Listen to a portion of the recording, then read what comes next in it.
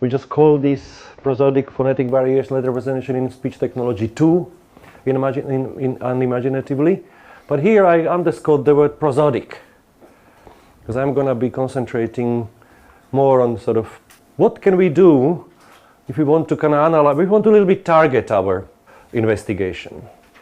And let's try to target it in terms of prosody, for example.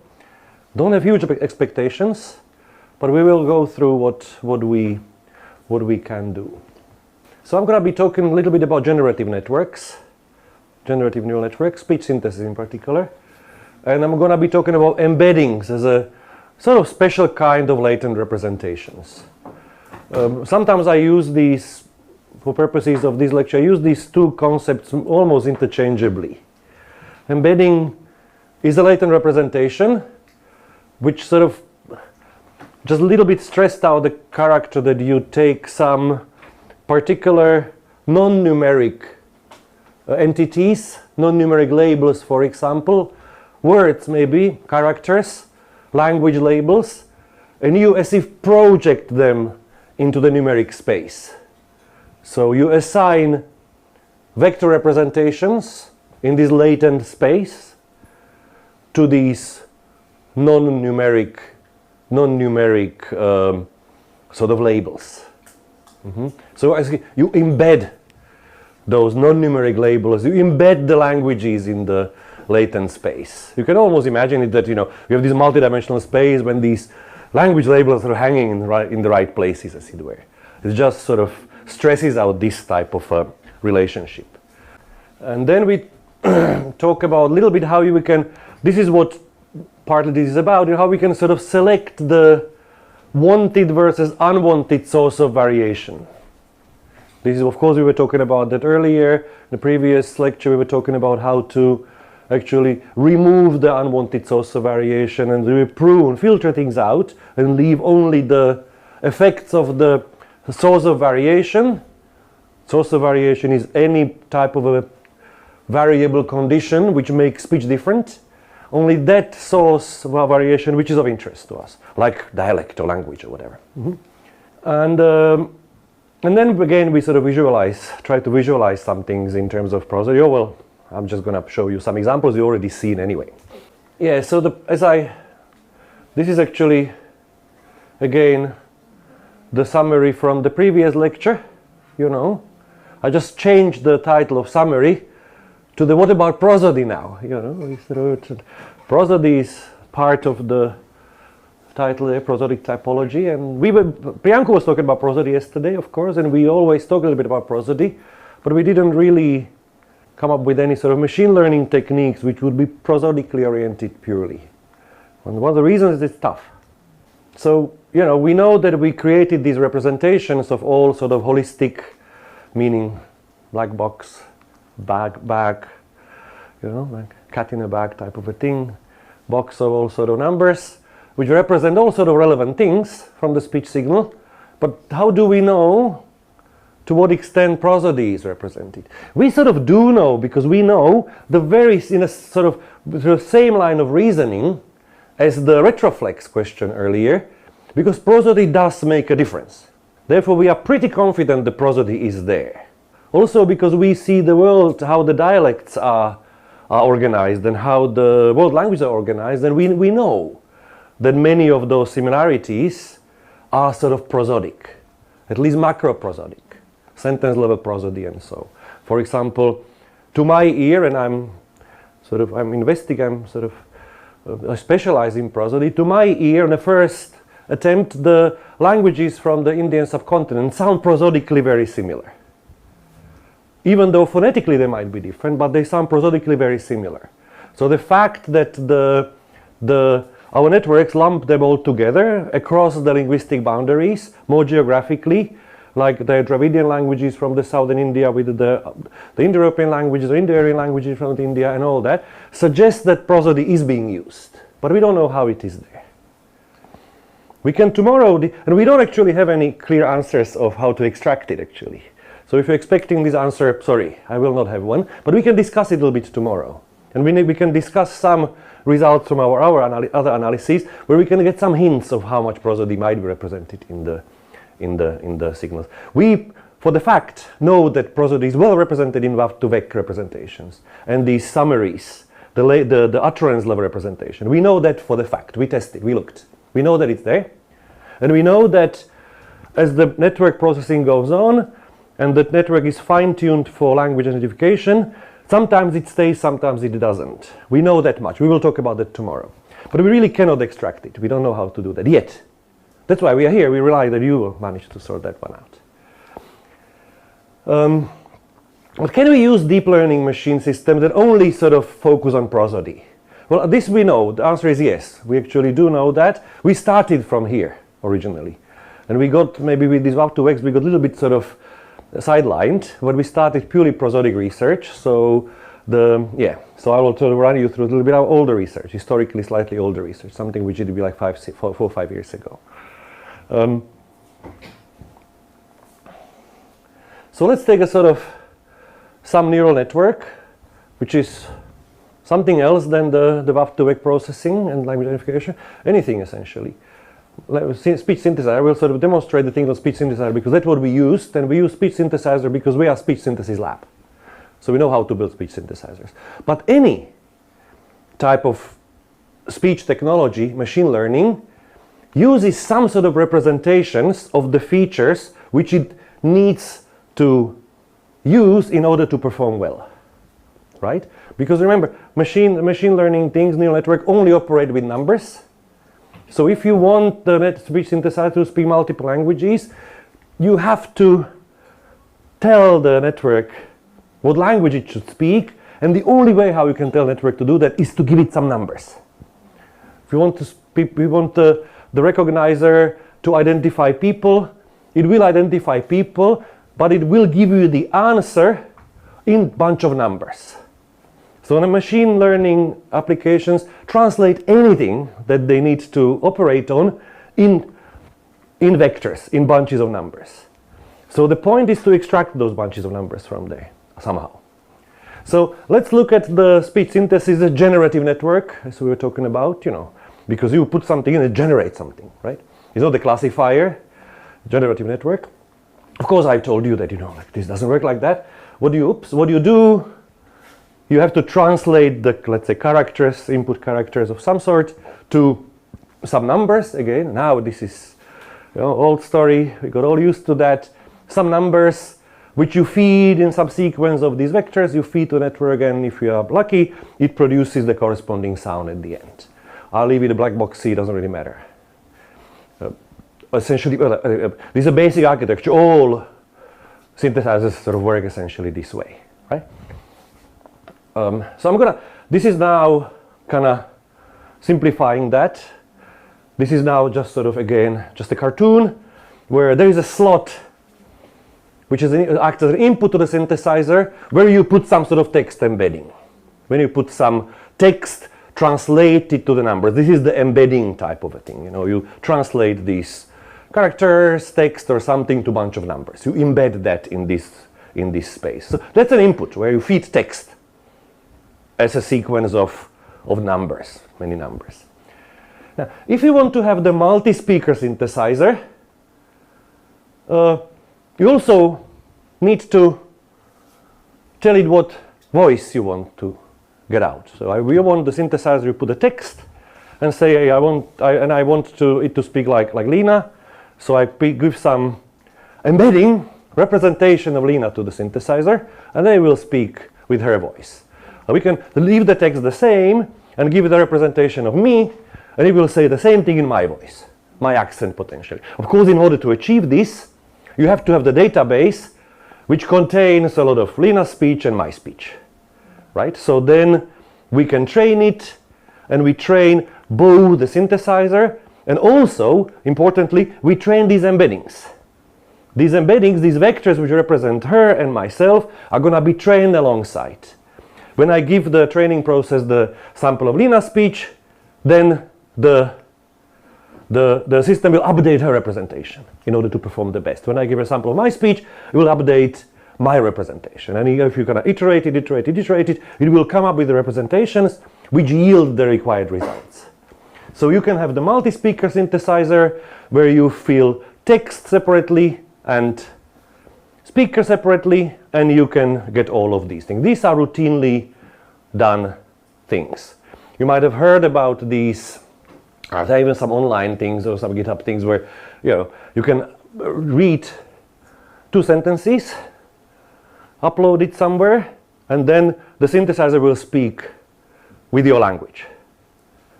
There are these type of things. How does it operate? So it's a synthesizer which is trained on very, very, very many speakers, and it learned how to map the voice to those embeddings. So what the synthesizer does, it takes a sample of your voice and finds the appropriate embedding of your voice in this huge space, and then uses that as the speaker embedding. It doesn't have to have heard anything about your voice before. It doesn't have, your voice wasn't used for training at all before, but it finds that this is a continuous space, so you are somewhere between whatever that speaker and that speaker, and someone interpolates and finds your spot. So we can again find a numeric vector representation for speakers. Now, if we want multi-speaker and multi-language synthesizer, we can do the same. We can have the corpus with a lot of languages, and again the same process. When we want it to speak Hindi, we find the representation of Hindi and slot it in there. If you want it to speak Angami, of course, if you mismatch the text with the language, you get all sort of results. You might, if you're lucky, you get sort of Hindi accented Angami. If you put Angami text and Hindi as a language embedding, you might get sort of Hindi accented Angami, or it might crash, more or less, produce some gibberish because they don't match. It depends on how you trained. Nowadays, those sort of commercial things, they are trained on so much data that they can really figure it out. So they would probably produce reasonably good results, even with that type of a thing. So these are representations, again, just sort of little bit like in many ways, they are vector representations of some particular conditions. So they are sort of very similar to those vector representations we derived for the languages, but there we derive them sort of, I don't know, bottom up or something like that, that we analyze the signal and build and average, then what have you, pruned and filtered. These are sort of a little bit top down, that we design the system, we give a lot of data, let it to train, let it figure itself out, what type of representation it needs to represent different types of phenomena, labels, languages, speakers, sounds, sequences of sounds, etc., etc. This is how speech synthesizers nowadays work. There is much more to that. You can, for example, give it some sort of embedding of a style. And those actually can be self-learned, funnily enough. So you don't actually have the labels for the style. But there are different, many different tricks. But essentially, synthesizers work on some high level this way. There is a lot of details going on in that black box there. Again, the most important thing is that the system learns these representations during the training. And of course, it learns them so that they are appropriate to produce the given task. And again, this is back to the main original idea.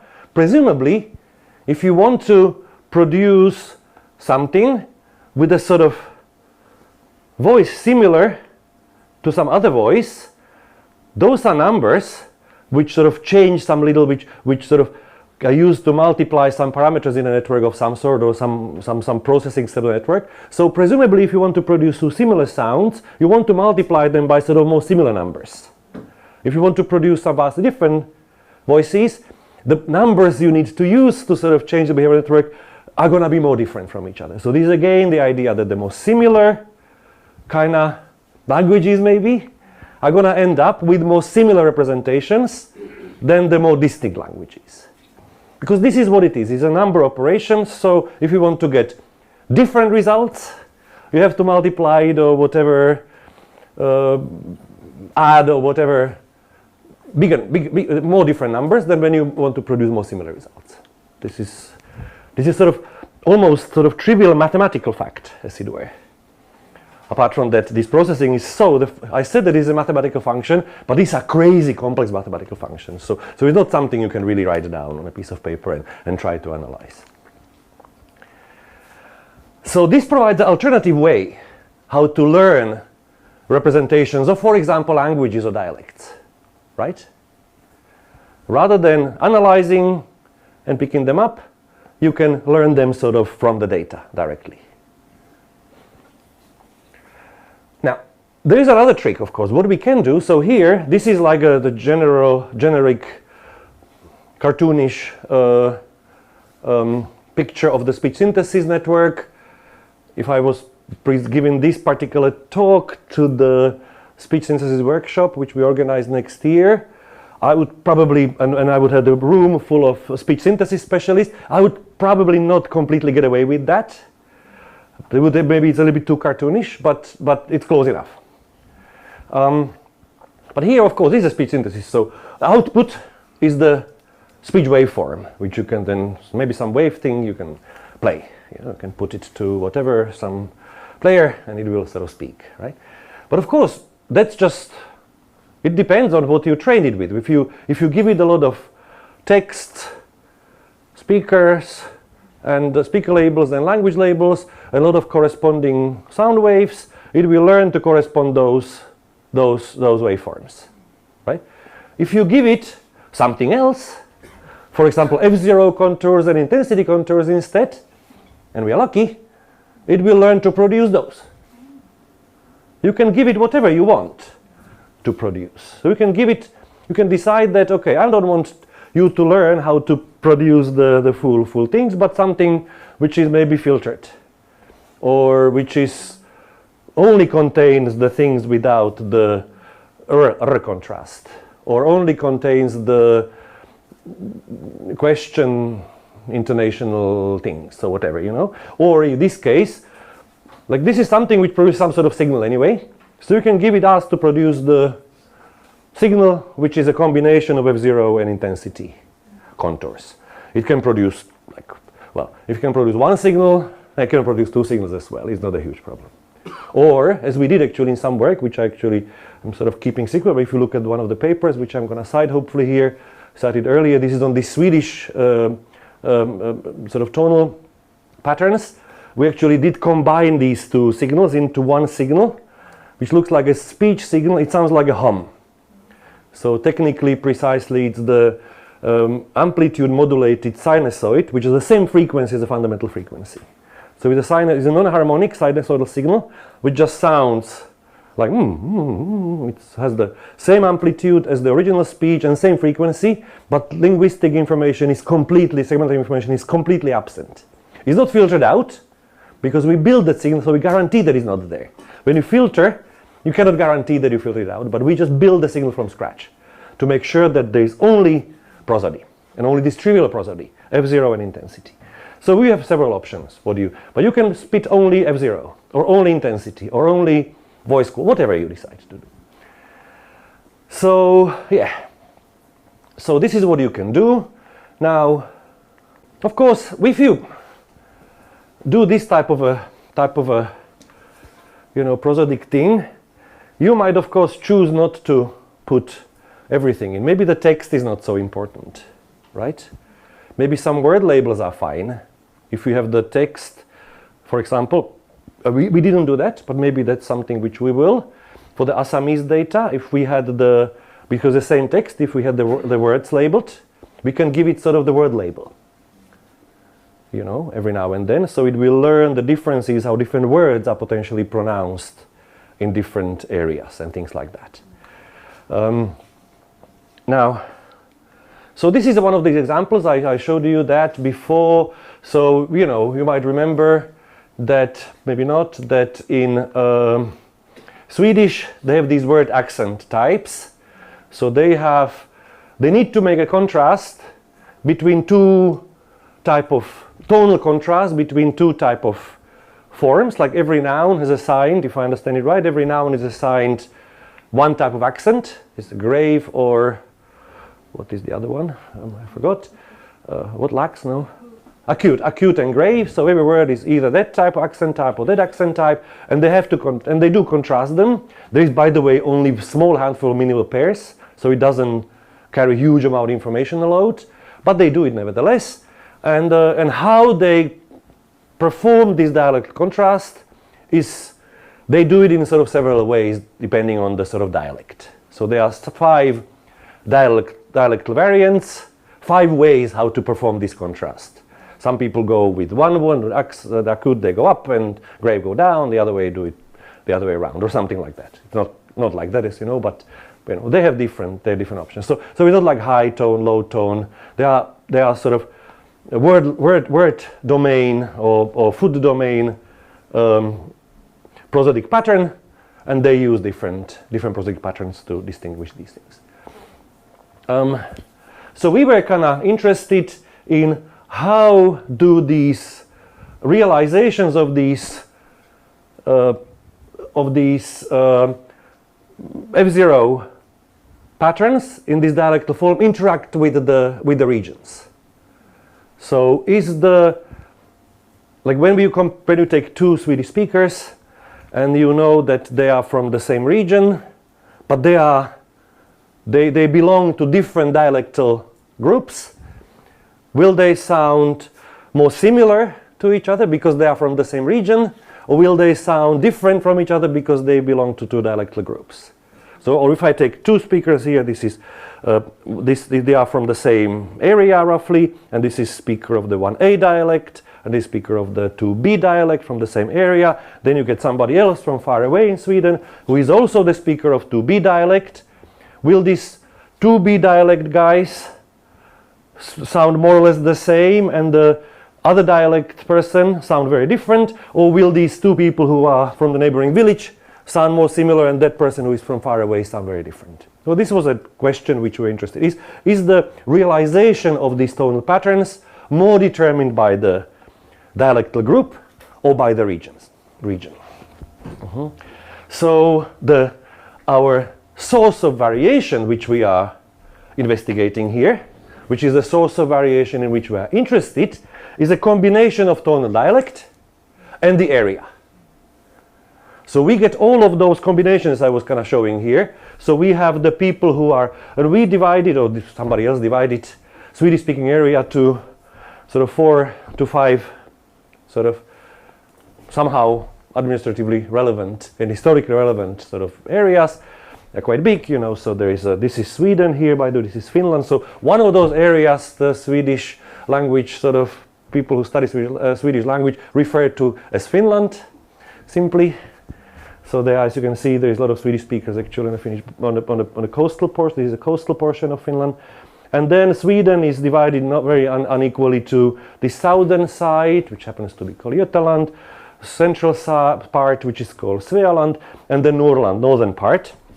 Of course, the Norrland is by miles the biggest, but is very sparsely populated because it's really cold there, you know. Of course, Stockholm is somewhere here, so the central part is the most densely populated. So and of course, then we have these 5 dialects. So in theory, we would have combinations of each speaker of each dialect from each part. So there's also this Åland, which is a little island in the middle. I don't remember whether sometimes we kept the Åland and sometimes kicked out because it was very small number of speakers. But so let's say by 4 times 5, so we would have 20 different combinations. But it doesn't happen because there are no 1B speakers in Finland whatsoever. So I don't remember. We end up with 11 combinations of attested speakers from different areas, of different dialects in different areas. So you can see that in Åland everybody speaks 0, in Finland everybody speaks 0, no fancy tonal things. In Götaland and the south there are speakers of all of those 4 dialects, and in Norrland only of the 2 type and not 1 type, and you know, all of these. So this is 11 potential sources of variation which we want to compare to each other, right? We want to see how far these 2 people are compared to these 2, or these 2 groups are compared to these 2 groups. If these are closer than these, then it's a geography dominates. If these 2 are closer than these, then the accent type dominates. that type of a thing.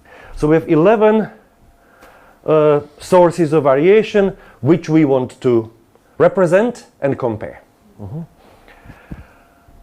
There are other things which are presented in the database which we actually, for this particular study, are not interested in.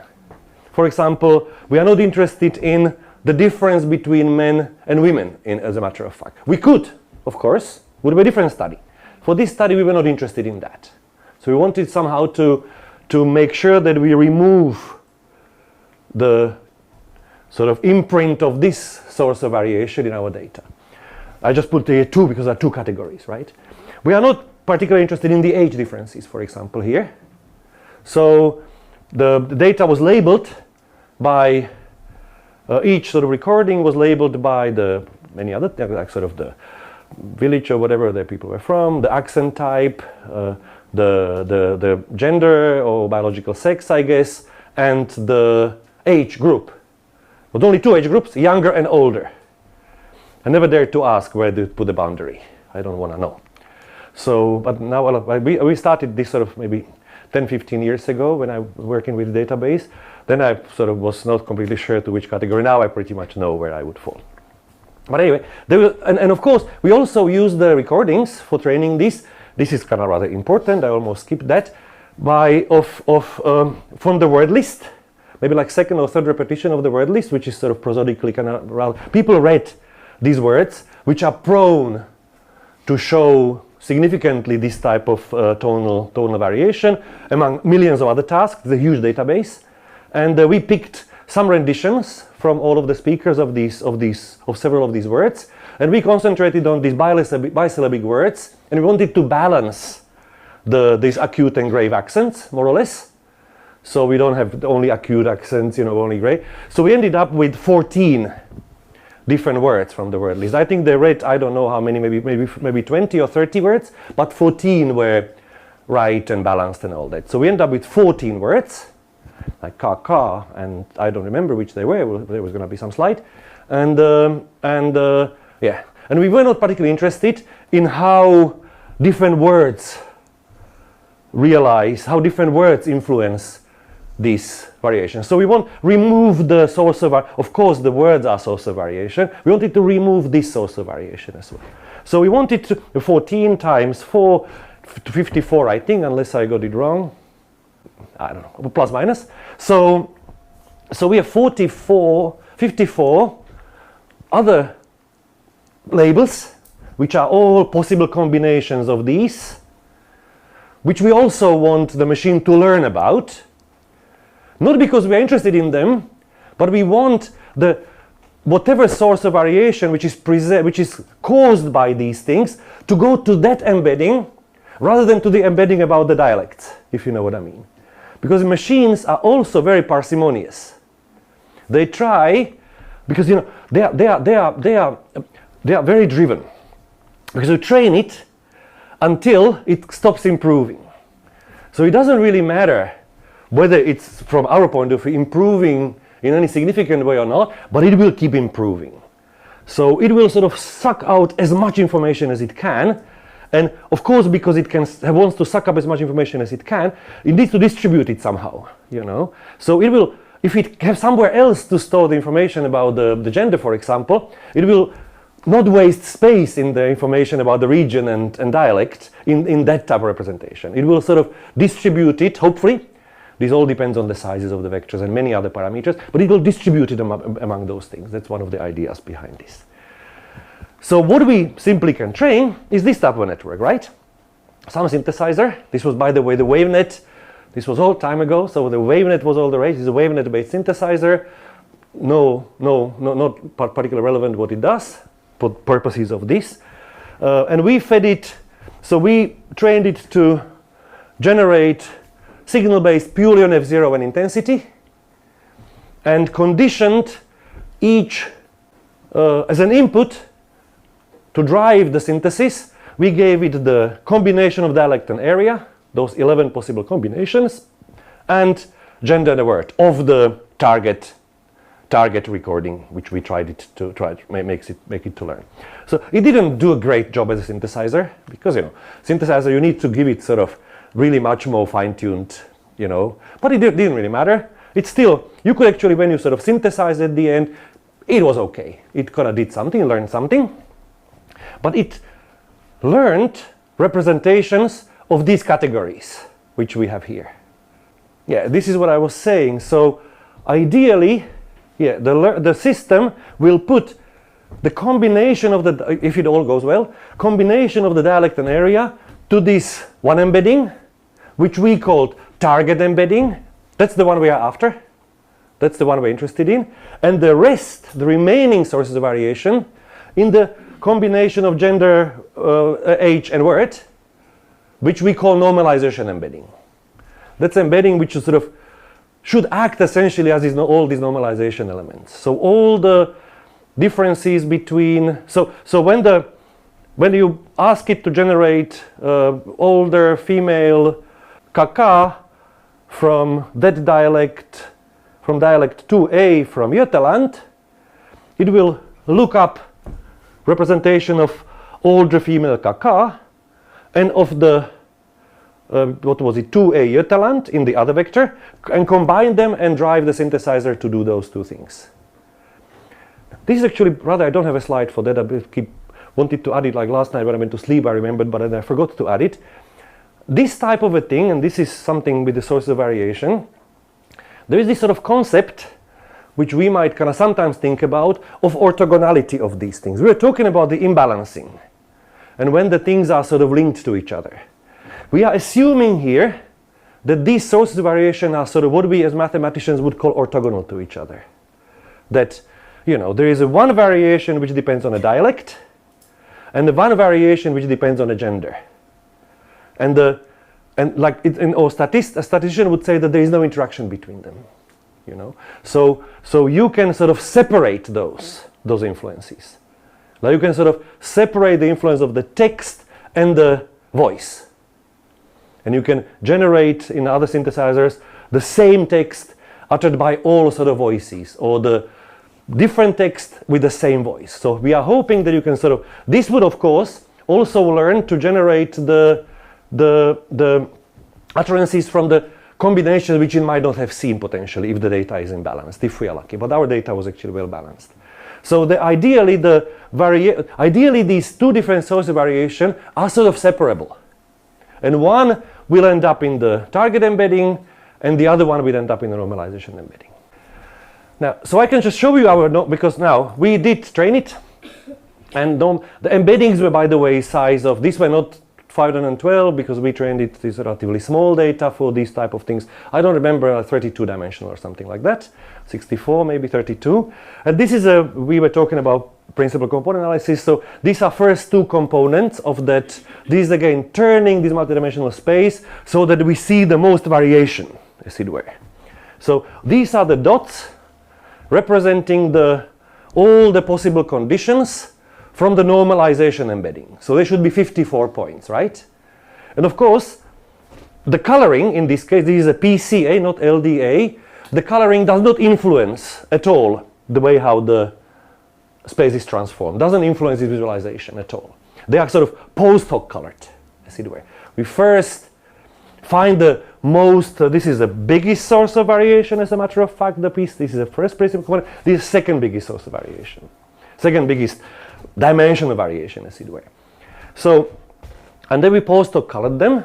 And you can see that, so this color, this is the word saker, or representation of word saker, as produced by younger females, right? And this is the representation of the word saker as produced by younger males. So this is the vector, or projection of the vector, which the machine takes in if it wants to produce this type of word in any dialect. In what dialect it does that, so in other embedding, right? So you can see that this is not arbitrary, you know. This actually, it learned some structure of that. So you can see that more or less the words. So the first dimension is primarily the gender, right? Actually, we can be more precise because you can see that the younger female here, the older female here, the younger male here, and older male here. Does it remind you of something? Exactly, if you go from left to right. We were talking about that at some point. This is something corresponding to average pitch, right? We know so that the male and female are different, and we know that older female pitch drops a little bit after menopause, and we know that older male pitch goes up a little bit less to less extent. So this is a very biological variance captured in the data. And this dimension is more or less, they are not completely orthogonal to each other, you can see, but it's more or less the linguistic material. You know, there are sakers at the top, and they are sort of tala here. Actually, when we looked at it more closely, it's mostly although this was only F0 and intensity combined, but it's mostly about sort of voicing. You know, saker contains two unvoiced thing. Is amount of voicing. You know, s is longer than k, so saker ends up here, kaka ends up here, and tala ends up here, and I think these down were even more voiced. So this is essentially about the average amount of voicing in those textual material, which is sort of arbitrary. Mm-hmm. Now, and this is now the target embedding. You've seen this picture, and this is now not plotted in. This is now plotted in the. Yeah, we have all sort of ways how to plot these embeddings. So this is now our usual hierarchical argumentative clustering, and now we got these sort of representations for all of these combinations. Whatever 11 of them should be 11 leaves in this tree. And you can see that indeed this organized itself also very, very meaningfully. We rerun this experiment many times because we couldn't believe that this could be possible. I mentioned to you, by the way, at some point that this is exactly the database which was processed in 3 different labs, right? So this is actually, we analyzed this earlier using, again, much more naive technique, actually not really machine learning, well, sort of machine learning based, but sort of more signal processing heavy technology. And we got very similar, sort of very, very good result. And that's what it was, the result was so good that we didn't believe that it can be true. So that's how we discovered that the processing steps were different, So that's why we have to start, that's why we were not happy with filtering the signal, but we had to rebuild the signal from scratch, F0 and intensity. And we double checked, well, we whatever would be quadruple, what would be 10 of the quadruple, checked very, very carefully that F0 and intensity is not influenced by these processing steps. We compared and we did all, so we spent a year of trying to break the system, but we are now confident enough that this is the real information, not based on the signal processing. Well, one thing for one is that the dialect 0, the major dialect group, as we were talking about earlier, 0, 1, and 2 are well separated. In particular, these Finns essentially. Åland is also happens to be part of Finland. So these Finns are separated from the Swedes, and the dialect 1 and dialect 2 type, major types are well separated. Only within this major dialectal group, the geography kicks in. The next splitting goes based on geography. It doesn't go 2A, 2B, but goes Svealand, Norrland, and Götaland. We have underrepresented by Svealand and whatever Götaland there is. So the answer is that, well, does dialect type or geography influence realization of these tonal patterns more? Both, right? Major dialect type, yes. Minor dialect type, less so.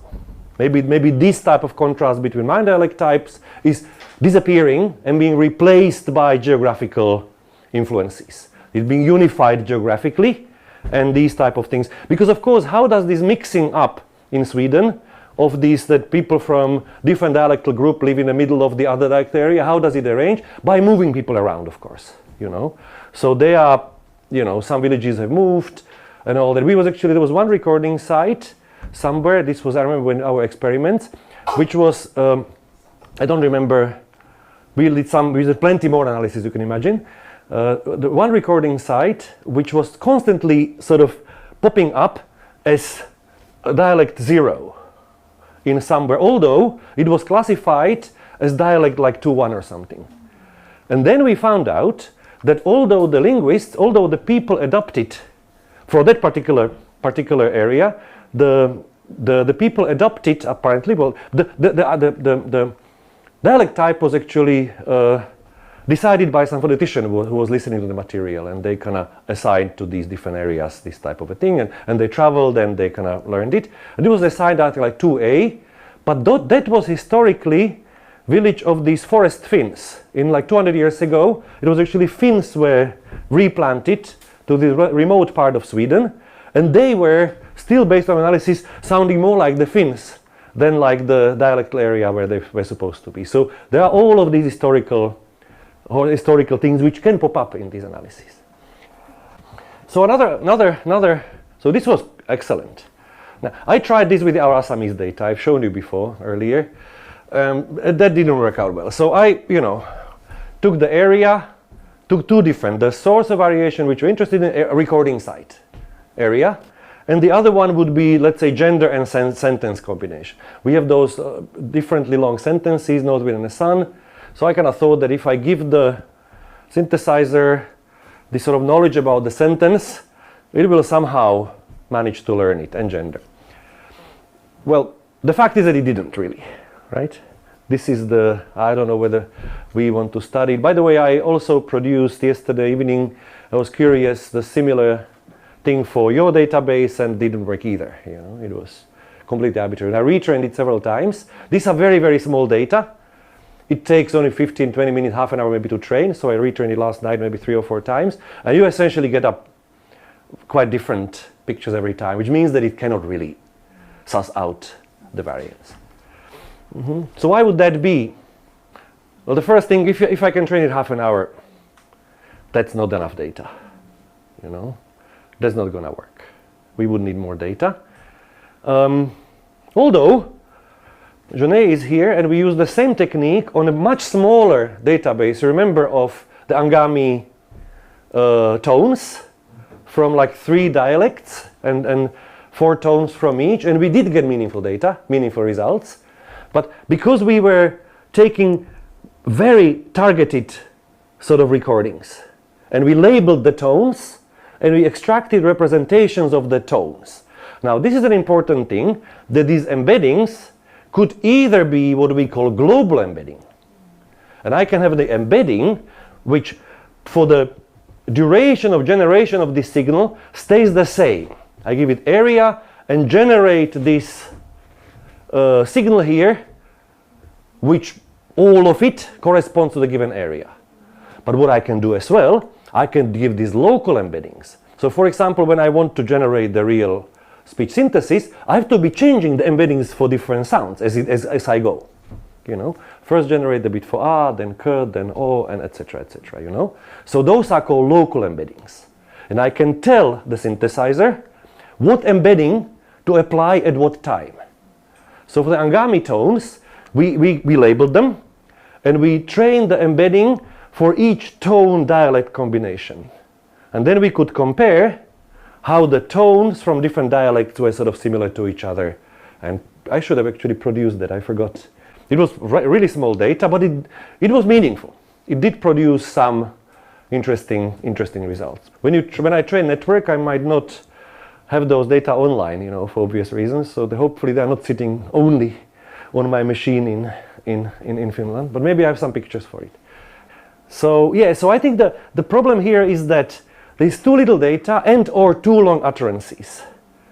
It's very difficult to sort of, like one of the utterances is like 8 seconds long. It's very difficult for the synthesizer sort of to memorize the 8-second long F0 and intensity patterns in some sense, to be able to and separately memorize the differences between the dialects. So maybe if we had it sort of labeled on the smaller scale, for example, words, and then, yeah, many of these things are possible. So this was just not very good material and good technology for this particular question, which is very common case, as a matter of fact, when we try things. Yeah, so we would need sort of more control of data over the sources of variation. The sources of variation were really a little bit too broad. To take the sentence as a source of variation, you know, like think about that, is to try to represent, I actually try to, on the other hand, I try to just remove the utterance and just take the gender and the dialect, and that didn't work either. So there is not enough representative kind of contrast on this larger scale, because this is sort of average out what in all of these things there is. So this is probably too much. Now for the Swedish thing we did small bits, 2-syllable, very straightforward tonal patterns. For Angami we took the label tones only. So maybe for the sort of target, this might be the good technology for targeted prosodic or even phonetic or whatever type of research to find out the differences. Yeah. So in the summary, it's not all doom and gloom when it comes to sort of targeted prosodic research and machine learning combination. It is possible to design and train own custom-built machine learning systems which will learn on their own some sort of representations of the phenomena which we want to contrast against each other from the data themselves. And I was illustrating it on an example of the speech synthesis, but just about any speech technological applications which needs to use the information about whatever it needs to use is good enough. It's fine, you know. So usually synthesizers are good because synthesizers, you feed these, you guide them by these contrasts. While the recognizers, they try to remove those contrasts, as it were. But if you find a way to represent these type of things in any other application, that's fine. So usually these technological applications need to represent all sort of contrasts, which they need to be able to reproduce. So we can look at those representations. Of course, because we need to train them from scratch, they don't come with this advantage of being pre-trained, to having grasped the lot of sources of variation and organized them. We need a little bit more data or sort of narrower questions. So we have to find this balance between amount of data. Of course, we will not get a huge amount of data. This is nothing surprising. This is a lot like statistics. For statistics also, you either need big enough variance or big enough number of data points. So the more data points you are, the more fine-tuned this differences you can sort of claim or find. These are more or less the same. So you need the right type of balance. But of course, unlike this sort of traditional statistical thing, the machine learning is really a powerful technique to build rather complicated models. Because, you know, when you do some linear regression or nonlinear regression or random effect regression, you have the shape of these. It's a lot like what Priyanku was saying yesterday when we do some, you know, linear classification and nonlinear classification and machine learning based classification, which can find much more complicated relationships among the things. It doesn't have to separate things linearly. It doesn't have to say that these things are bigger than these. In stats, we always only say that something is different from zero. And of course, we translate how we can find out, we can cheat essentially. So we say the difference between these two things is greater than zero. So we know that they are different from each other, or different from zero. But that's all. We can just say something is bigger than something else. Here it's much more complicated. You can see many more in non-linear combinations of different features can be comfortably accommodated by these machine learning techniques. Also, one thing which is, I wouldn't even call it rule of thumb, but it's my own experience, is that I said that the synthesizer, when we trained it, didn't really produce fantastic synthesis, you know. It was okay, but didn't really produce fantastic synthesis. So there was not enough data for it to train it to produce the good synthesis. But my own experience is that these embeddings make such a big difference that they are sort of trained first.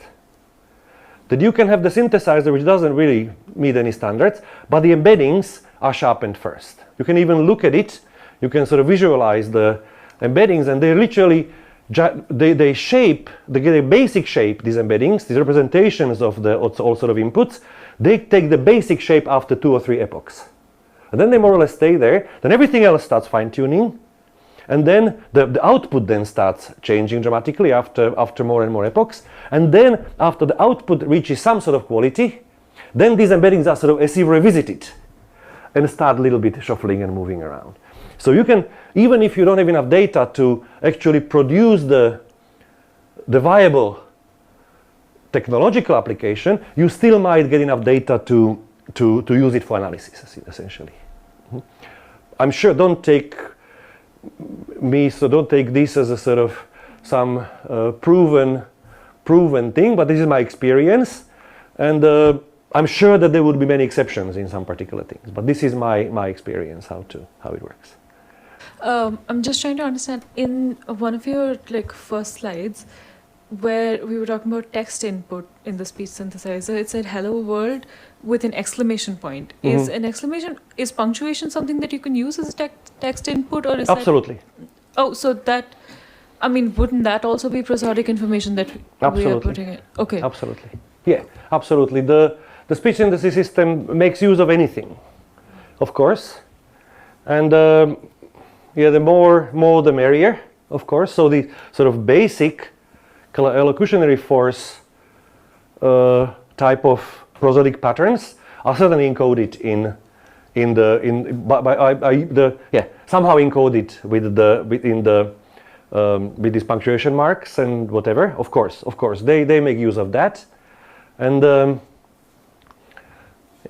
that's one of the sort of anecdotes I was thinking that, when I was a youngster, like the 80s, one of the crazy sci-fi idea was that imagine if we had a video phones. We had no these normal phones, and all that. We had a video phone, so we can sort of talk to everybody. And it turned out that now all of us have video phones in our back pockets, and we don't use them hugely. Actually, as a matter of fact, we use video phones a little bit more than the phones. I have teenage daughters, and when I tell them to call somebody, they say like, well, how to do that? They don't really use phones as phones. So what we ended up doing is texting, right? Which is rather bizarre. So we're back to sort of telegram thing. But one of the first things which emerged with texting are all the emojis. And that's where the prosody comes in, So there is the need to express prosody.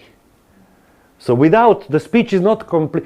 Like, you can write the novel, of course, and you can send somebody information about when the train is arriving, or that you are going to wait for her in whatever, somewhere at that time, and that's fine.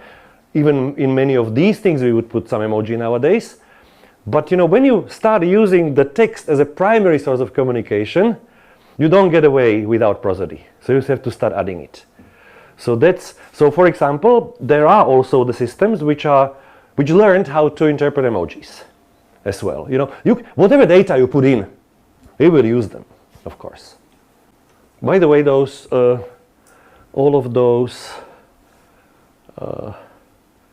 punctuation marks and full stops and commas, semicolons also get embedded. You can find their own representation. Nowadays, what actually happens is that, of course, everything has to be embedded, because otherwise you cannot feed it into a network. As simple as that. But then these things are undergoing some sort of transformation through the bunch of transformers, so they're all sort of scrambled together, and you find the representation of the entire sentence, as it were. What is important?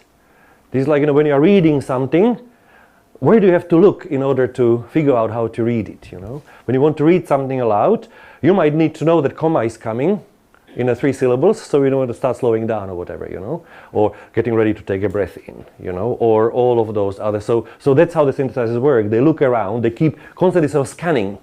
Where am I going? They can even learn the things like sort of different stress patterns. That some information has been, like if Mary has been introduced first and then it's a she, they can learn, given a lot of data, that the she is. Of course, they also use these other type of pre-trained representations, like the GPT representations or BERT representations, in order to make sense of the meaning and condition the speech, the generation, by all of these whatever you can throw in, essentially. People throw in. These are numbers, you know. If the network is very, very good, if some numbers are not useful, like the previous image, if the numbers are not particularly useful for improving its performance, to ignore them.